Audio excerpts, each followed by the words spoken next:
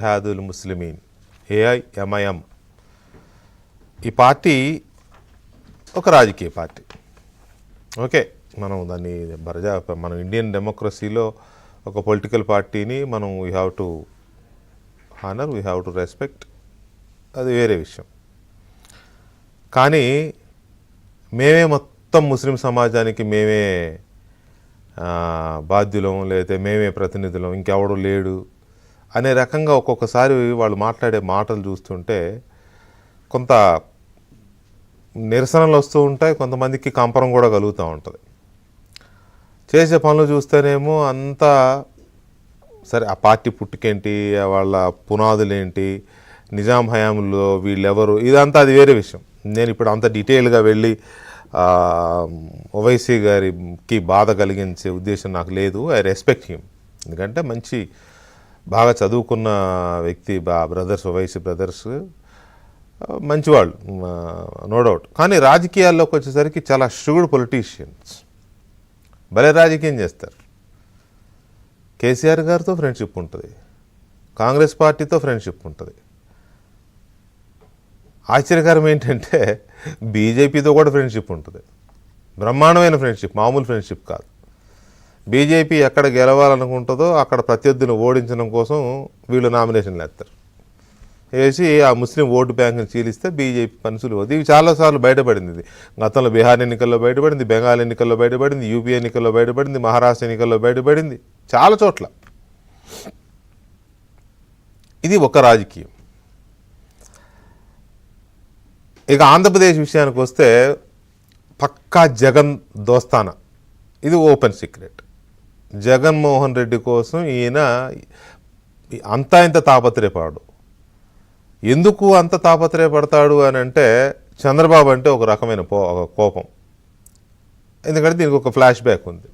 ఇప్పుడు ఆ flash back చెప్పి మళ్ళీ నేను ఓవైసీ గారిని బాధ పెట్టదలుచుకోవాలి.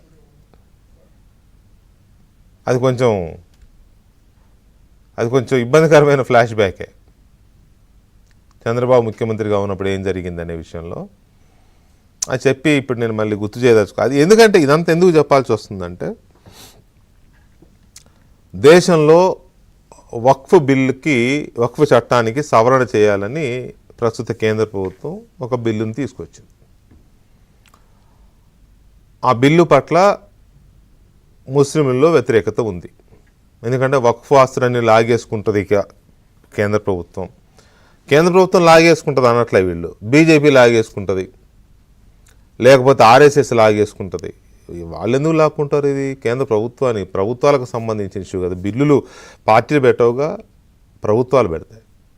కానీ బీజేపీ లాక్కుంటుంది, లేకపోతే ఆర్ఎస్ఎస్ లాక్కుంటుంది, హిందువులు లాగేసుకుంటారు అని ఈ రకమైన ఒక వ్యతిరేకతని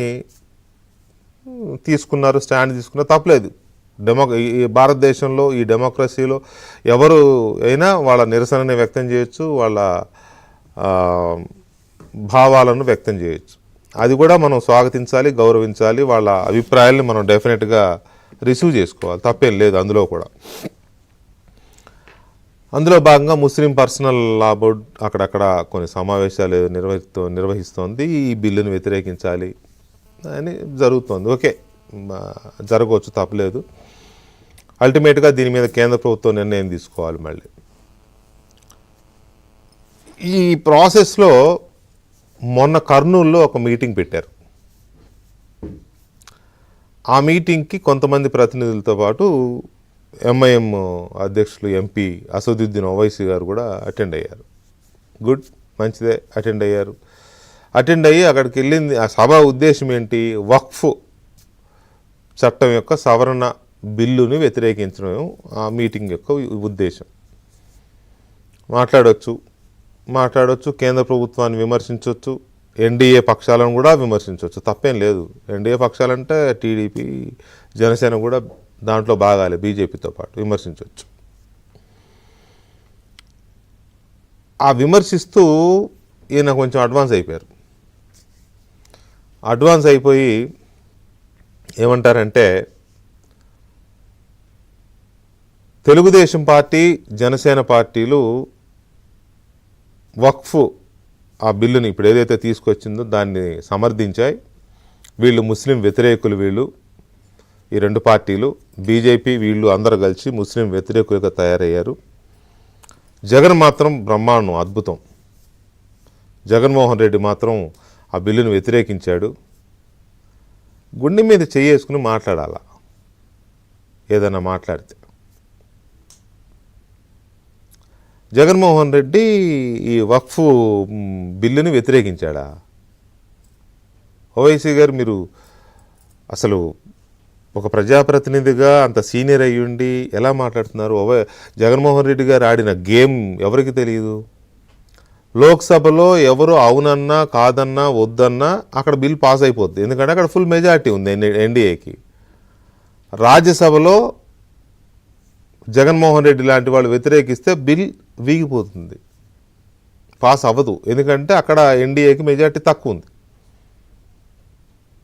కానీ జగన్మోహన్ రెడ్డి ఏం చేశారు? అక్కడ ఓటింగ్ నుంచి బయటికి వెళ్ళిపోయారు. అంటే దాని అర్థం ఏంటి? సహకరించడమేగా, వక్ఫ్ బిల్లు ఆమోదం పొందడానికి సహకరించినట్టేగా. ఈ చిన్న ఇది మీకు తెలియదా? తెలుసు, మీకు తెలుసు.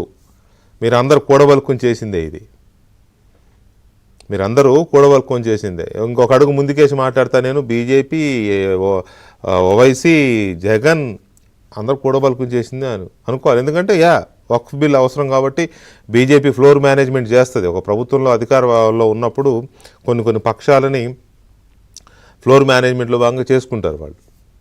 వక్ఫ్ బిల్ అవసరమని భావిస్తారు, డెఫినెట్గా అవసరమే. ఫర్ దట్ మ్యాటర్ వక్ఫ్ చట్టానికి సవరణ చేయాల్సిన అవసరం ఉంది. మొన్న అక్బరుద్దీన్ ఓవైసీ మాట్లాడుతున్నాడు, శంషాబాద్ ఎయిర్పోర్ట్ కూడా వక్ఫ్ భూమేనంట. లాగేసుకుంటారేమో రేపు పొద్దున పొరపాటు అధికారంలోకి వస్తే.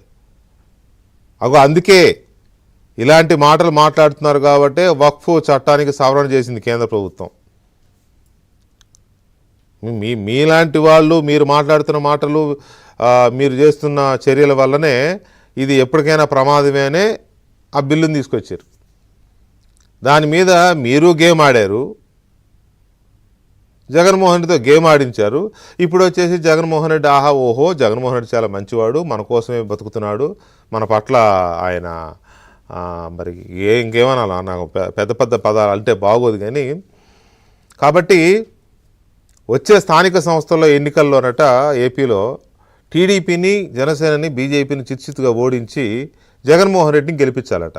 నువ్వు వెళ్ళింది వక్ఫ్ బిల్లు మీద సభక, ఆంధ్రప్రదేశ్లో స్థానిక సంస్థల ఎన్నికల ప్రచారానిక?